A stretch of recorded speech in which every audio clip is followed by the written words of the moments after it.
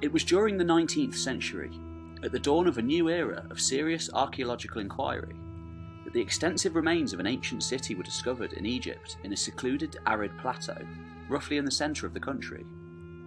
Whilst the site was certainly an interesting example of Egyptian architecture from the 18th dynasty, roughly the period between 1549 to 1292 BC, it seemed unremarkable at first, especially when compared to the vast wealth of other discoveries being unearthed in places such as the Valley of the Kings.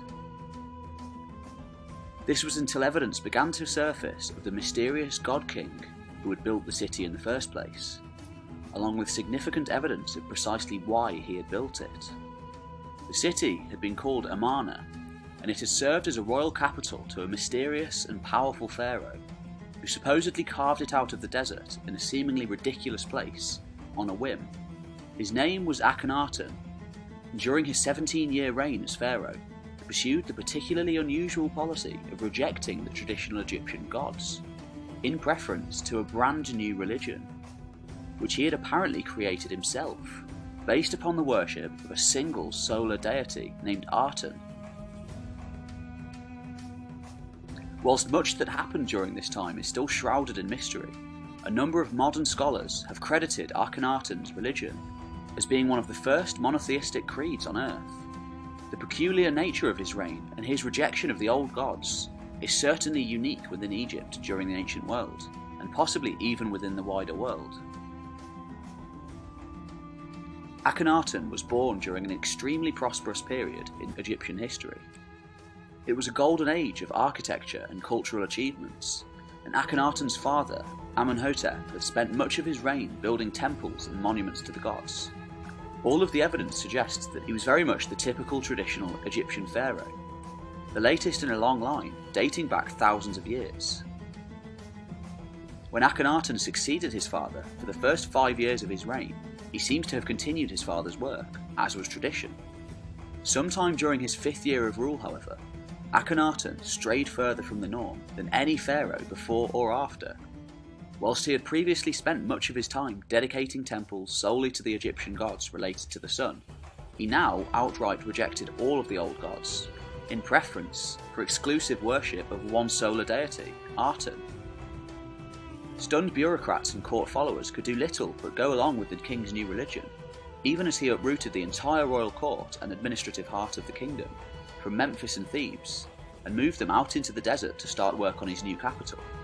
It was an epic undertaking, and one surely only achievable because of the immense wealth and power possessed by Egypt at the time.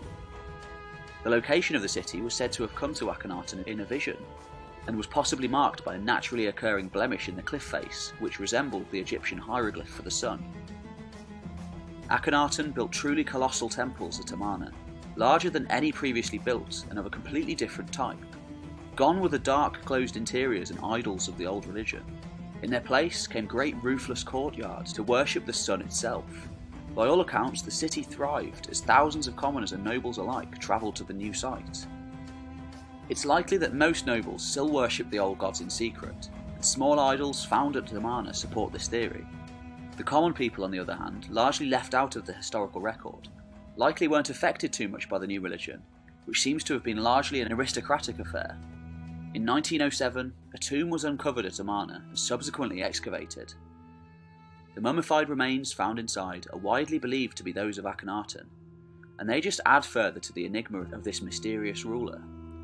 The mummy appears to have strange, elongated features, which many have suggested could have been the result of birth defects, possibly even as a result of inbreeding, or even intentional cranial deformation, as other people have practiced throughout the world. Contemporary depictions of the king also portray him in a similar manner, with unusual effeminate features.